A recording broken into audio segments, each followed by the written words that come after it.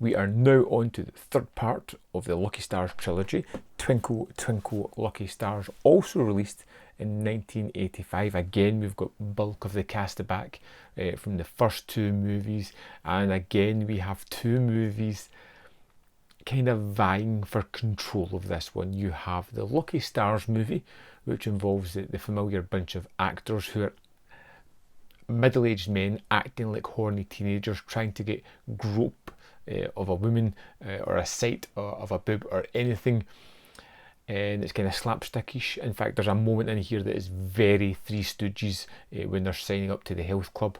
And then there is the kind of storyline that's driving the movie forward, the action-centric movie, which involves Teapot and muscles. We've got Yun Biao in there again.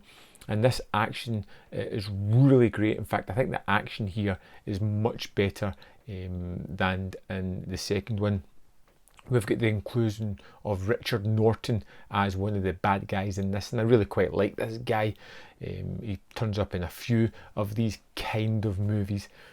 And you've got this fine balancing act. You've got the comedic elements and the over-the-top silliness of the Lucky Stars, which feels a little bit as if they're just rehashing much of the jokes that have been had in the other two movies, repeating the same scenarios that they've had.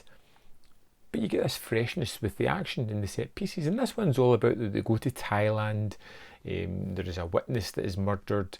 They have this woman they need to protect, to go back to Hong Kong to protect her. Bad guys chase after them and things ensue, action and such what. But there is plenty of great action set pieces in this that I really loved. There's one within a Pepsi factory that's just fantastic, really well done. There is a fight with women at one point as they all whip out these knives and start fighting Sammo Hung and it's vicious, brilliant, a little bit different as they're just kicking ass here.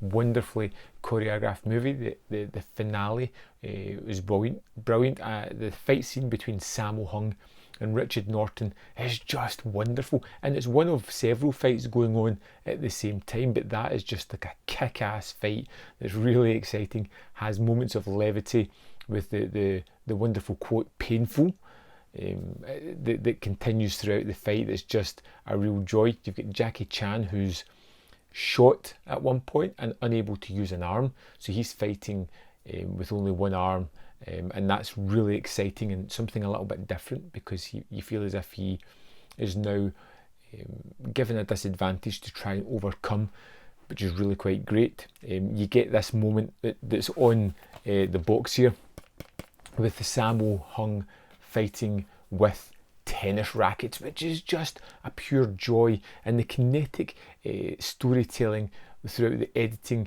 and the way the fights are choreographed and how they kind of mimic and add in levity to these are just pure joy. You know, he's fighting a guy with Sai, he's got the tennis rackets, he's kind of mocking the guy at the same time while still using these as effective weapons. It's really nicely choreographed so you can see everything that's going on, and it's just wonderfully entertaining.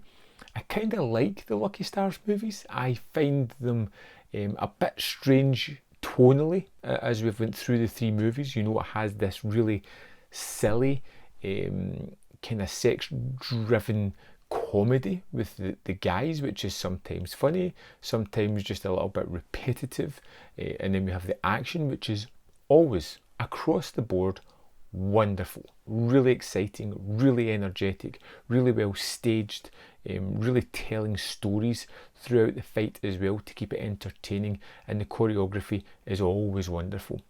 I like this one. I think I'd probably put it just slightly above My Lucky Stars. Winners and Sinners is the best for me in this one. It's a great set. It's wonderful. If you can pick it up, I'd love to know your thoughts on all three of the movies. Let me know in the comment box below your favourite, and I'll see you next time on Man v Film.